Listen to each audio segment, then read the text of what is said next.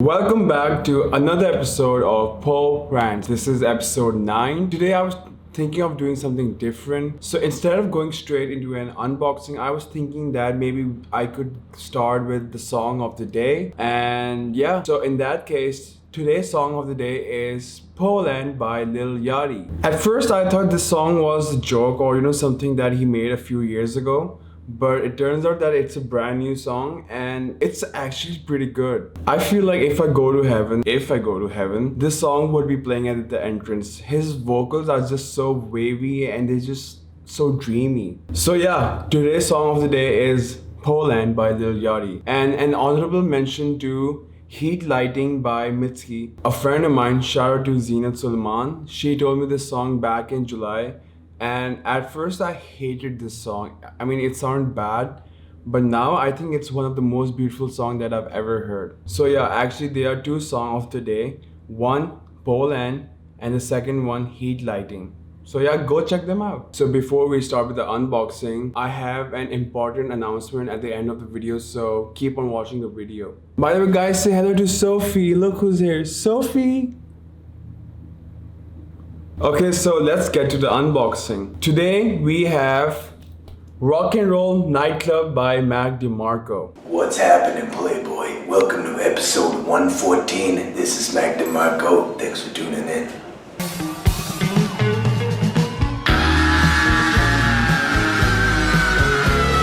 This is Mac's debut album and my personal favorite from his discography. Rock and Roll Nightclub contains elements from American soul, chopped and screwed music, glam rock, 1950s rock, garage rock, and new wave.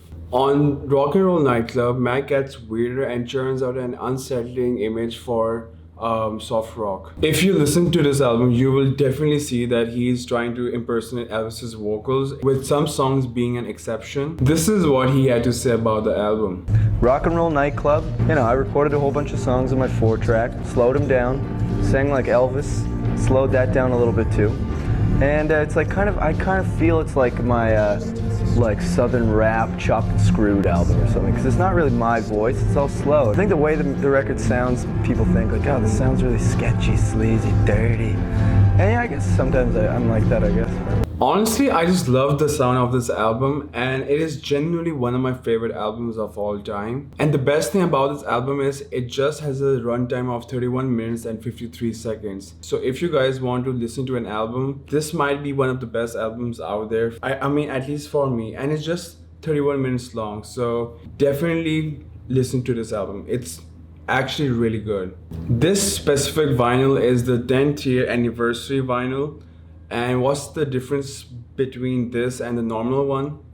We'll see that in a minute once I unbox this. So yeah, let's open this up. This is once again just like 2, it's very thin as you guys can see. So we gotta be careful. So yeah, this is the front. This is the back. We have pictures of Mac DeMarco. Honestly, I had a huge crush on Mac DeMarco. I don't know why, but something about him is just like attractive. That's suspicious. So we have the name of the tracks behind with some pictures of Mac DeMarco. Bonus tracks, all songs written by Mac DeMarco, recorded at Jizz Jazz Studios. Yeah, and hello, welcome to Jizz Jazz Studio. So it's not like the other one, where you open this. So it's just like this one pocket. So we have a poster of Mac DeMarco. Rock and Roll Nightclub. We're out here, repping the soul. Welcome to the turf, Mac. That's what he says over here. Yeah. This is the back. Okay, here comes the special part. So I was doing some research and all that. Every other vinyl which I have, except for Crash, it's black, right? This is why this one is special.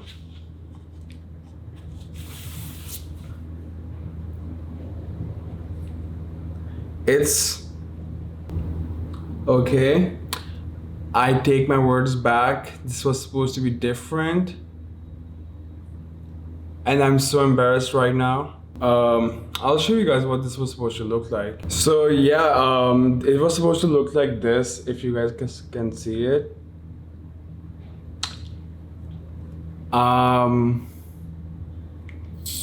I'm kind of embarrassed because I was looking forward to, open this up, and I've been looking for this vinyl for the past 4 months. It was sold out everywhere, and I finally found this in Canada, and I'm kind of embarrassed.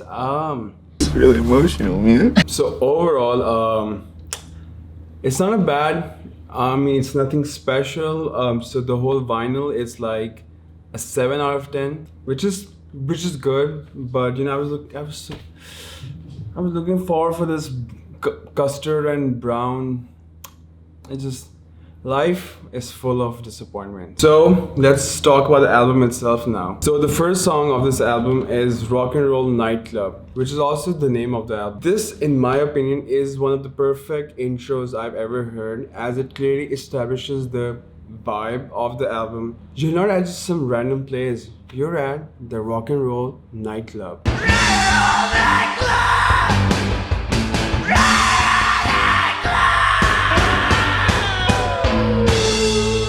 Most of the songs on this album, they don't have a deep meaning, so I won't go deep into explaining them. But I want you guys to focus on this specific part, 1 minute and 58 seconds, when the guitar comes in. It just sounds so breezy, and it always makes me feel happy. So you guys have to check this out. Up next, we have 96.7 The Pipe, which is more or less like a prelude. This specific track, it makes us feel like we're going through different radio stations unless we stumble upon a specific station called 96.7 The Pipe.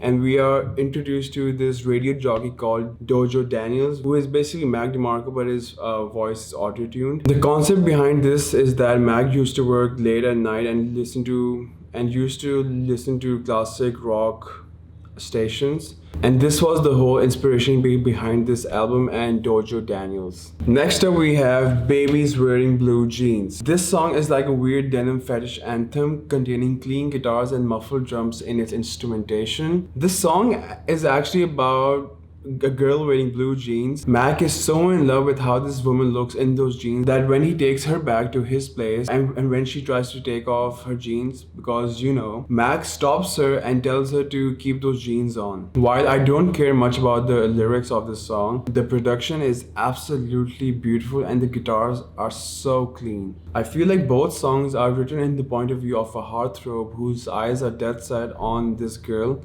whether he wants to play games with her, have an intimate night with her, or make mental annotations on her, country girl style. Next up, we have One More Day to Cry. This song satisfies all the big three for me: production, lyrics, vocal. Even though it is a pretty sad song, the guitars at 3 minutes and 4 seconds are so breezy that even the lyrics, they're killing me, but the production makes me feel happy. Mac is initially talking about his past love and all that stuff, and and in the chorus he's saying like he's getting used to the fact that he will always be alone, which is not true because he has his girlfriend Kiki with him almost all the time, and that's Kiki, by the way. But maybe he's just like writing about his past love where he felt really alone, and that he's just trying to get used to the loneliness. Next up, we have European Vegas. So European Vegas, according to Mac, is the slang which these young Canadians use for the city Montreal. And Mac says that many of these young Canadians, they moved to Montreal in order to live their Parisian dreams. One thing that I noticed was that European Vegases use slight variations of the same melody as the previous songs. Instead of being an annoyingly repetitive conceptual misfire, the identical melodies work in Mac's favor, lending different shades of the same color to their respective songs. Next up, we have another prelude called 106.2 Breeze FM, whereas in Pakistan we have 106.2 Hum FM.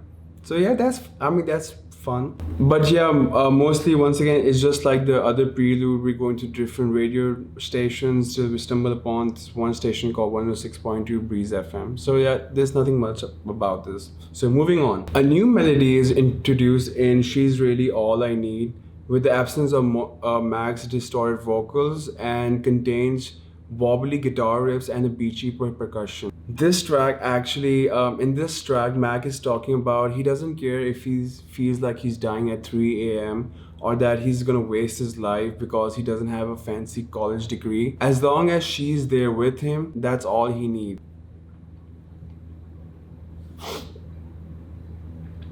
But yeah, anyways, moving on. Moving Like Mike is most likely an off-key dorkfest ode to Michael Jackson, which restores the overall, dare I say, vibe of the album after She's Really All I Need induced departure. So this is one of the 3 songs which are downbeat and one of the 3 songs which I hate from the album.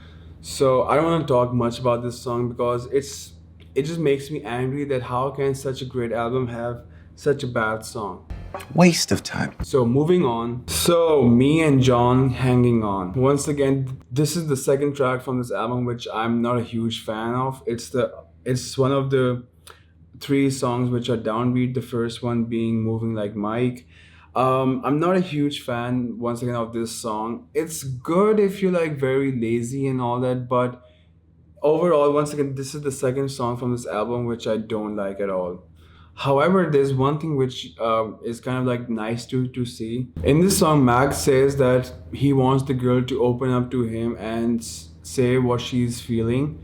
This theme is sort of repeated in his next album, 2, which you guys remember from before. In 2, there was a song called My Kind of Woman. So yeah, it's kind of like nice that he kind of like repeated this theme, but in his earlier project. Yeah, I'm a Man. This is officially the worst track from this album. I do not like this song at all. I do not like it at all. And the Elvis impersonation, however, it might have worked in the first 5 songs, but in songs like Moving Like Mike, Me and John Hanging On, and I'm a Man, it just does not work at all. Oh my God. Ridiculous. So moving on. Okay, Only You is my favorite song from this album and definitely in my top 3 Mac DeMarco songs of all time. It's perfect.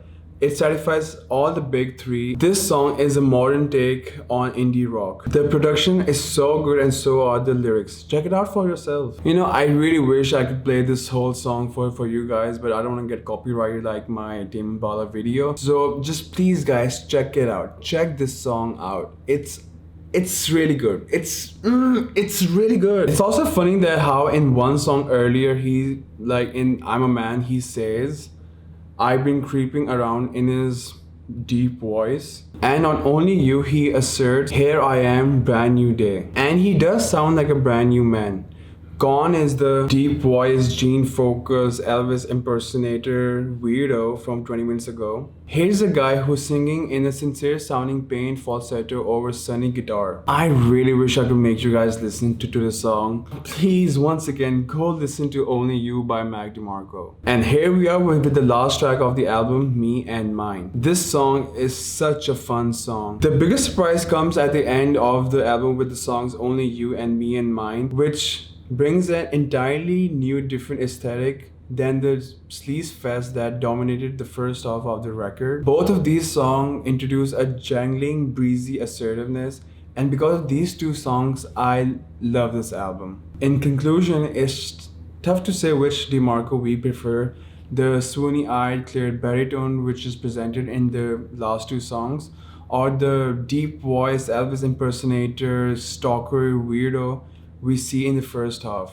But really, I'm a fan of both. So this was my review of Mac DeMarco's debut album, Rock and Roll Nightclub. I hope that you guys will go and listen to this album. With that being said, I think, I needed to make an important announcement. So before starting Power Rants, I knew that 99.9% of the people who are watching this, or even on my feed, they don't really care about this, and I knew that, and I never did this for the views and stuff like that. I did it because I genuinely love music and I wanted to share my vinyls with you guys. And as you guys know, vinyl costs a lot and they're not available in Pakistan. And I've also run out of vinyls to show you guys. And I feel like this whole thing has come to a natural end. So the next episode of Poe Rants will be the last episode of Poe Rants, or for season 1. I like this. I don't get to cry in front of someone very often, so here we are. Yeah, just vulnerable, opened up, over wings and hot sauce, Mac. So much for having me on your show, man. But don't worry, I have saved the best vinyl for the last. With that being said, thank you for watching Poe Rants, and I'll see you for the last time in the next episode. Take care and stay safe. This is crazy. This is getting weird, bro. I don't know if I want to continue doing this, bro. Like, man, this is